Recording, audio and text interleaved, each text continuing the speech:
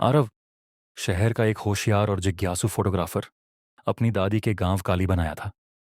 ये गांव कई सालों से वीरान होता जा रहा था। लोग कहते थे, वहां कुछ है जो रात में बाहर निकलता है। दादी ने एक ही बात कही, सूरज ढलने के बाद घर से बाहर मत निकलना। कोई पुकारे तो भी मत जाना, चाहे आवाज मेरी ही क्यों ना लगे। आरव हंसा।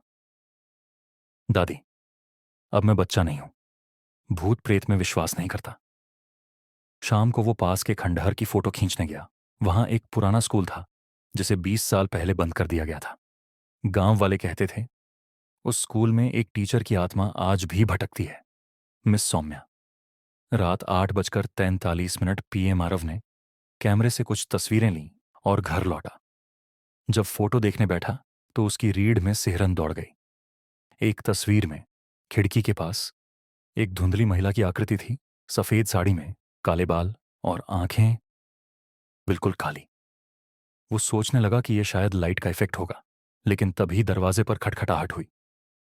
आरव, बेटा, दरवाजा खोलो, मैं हूं, तुम्हारी दादी। आरव चौंक गया। उसकी दादी तो सो रही थी। उसने झांक कर देखा, बाहर वहीं साड़ी में महिला खड़ी थी, लेकिन चेहरा दादी का था। उसे दादी की बात याद आई, अगर मेरी भी आवाज लगे तो भी मत आना। आरव ने दरवाजा नहीं खोला। अचानक बिजली चली गई। अंधेरे में घर की दीवारों पर किसी के चलने की आवाजें आने लगीं। टप टप टप। आरव ने टॉर्च निकाली और जैसे ही रोशनी आगे की, वो दादी अब कमरे के अंदर थी, लेकिन उसका चेहरा अब बदल गया था। आंखें काली, चेहरा जला हुआ और मुंह कान तक फटा हुआ। उसने कहा, 20 साल से किसी ने मेरा नाम नहीं लिया, तुमने लिया है। अब तुम भी यहीं रहोगे, हमेशा के लिए। और तभी आरव बेहोश हो गया। अगली सुबह गांव वालों को आरव स्कूल के खंडहर के पास बेहोश मिला। उसके कैमरे में आखिरी तस्वीर एक सेल्फी थी, लेकिन कैमरा उसने खुद नहीं पकड़ा था। पीछे मिस सौम्या खड़ी थी। और तब से कोई भी जो उस खंडहर की फोटो खींचता है, गायब हो जाता है। तुम खींचोगे? अगर तुम्हें ये कहानी पसंद आई तो बताओ, मैं इसका दूसरा पार्ट भी बना सकता हूं। शायद मिस सौम्या की वापसी।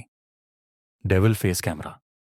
कहानी, आरव और शापित कुआं। शुरुआत, आरव एक साधारण लड़का था। कॉलेज में पढ़ता था, लेकिन उसे रोमांचक और डरावनी जगहों पर जाने का शौक था। गांव में रहने वाली उसकी दादी हमेशा उसे समझाती, बेटा, रात के बाद उस पुराने कुएं के पास मत जाना। वहां जिसने भी झांकने की कोशिश की, वह कभी सही सलामत वापस नहीं आया।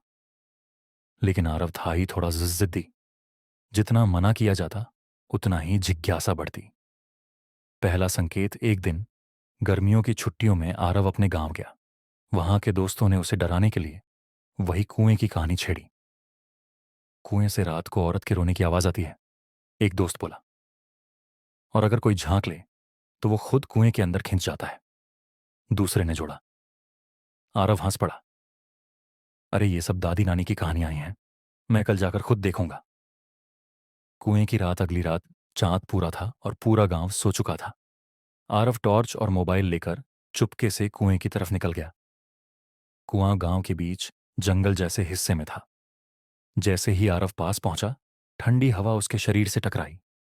चारों तरफ सन्नाटा था, बस दूर कहीं सियारों की आवाज आ रही थी। कुएं पर पहुंचते ही उसे सच में धीमी धीमी रोने की आवाजें सुनाई दी। पहले उसने सोचा शायद हवा की गूंज है, लेकिन फिर आवाज साफ हो गई। मदद करो, कोई है? आरव का दिल तेज धड़कने लगा। ये कैसी चाल है? कोई अंदर फंसा है क्या? उसने सोचा और टॉर्च कुएं में डाली।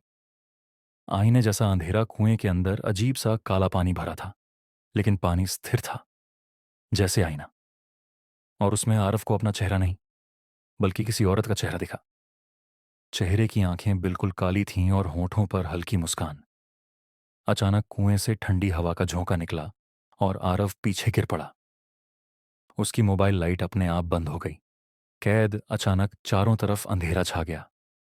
जब उसने हिम्मत करके फिर से मोबाइल ऑन किया तो उसने देखा वो गांव में नहीं था। उसके चारों तरफ टूटी फूटी दीवारें थीं, छत से टपकता पानी और हर जगह जाले। वो जैसे किसी और ही जगह पहुंच गया था। तभी पीछे से एक आवाज आई, तुम्हें मैंने बुलाया था, अब तुम मेरे हो। आरव ने पलटकर देखा। वही औरत जिसकी शक्ल कुएं में दिखी थी अब उसके सामने खड़ी थी।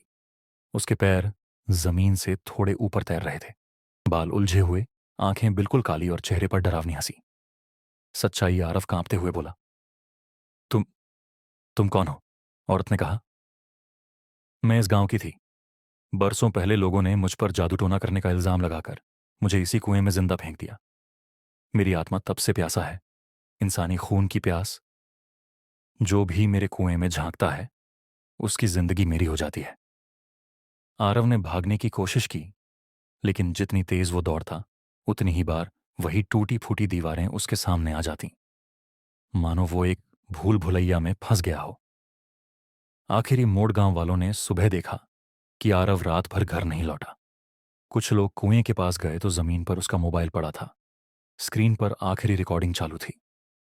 उसमें आरव की कांपती हुई आवाज जो थी, मदद करो, मैं अंदर फंस गया हूं, वो आ रही है, ओह मेरे भगवान।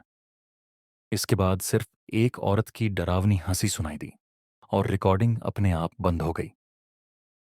आज भी गांव वाले कहते हैं कि उस कुएं से अब और भी जोर से आवाजें आती हैं। पहले बस औरत की आवाज़ सुनाई देती थी, लेकिन अब रात को कभी कभी एक लड़के की चीखें भी गूंजती हैं। वो लड़का और कोई नहीं, आरव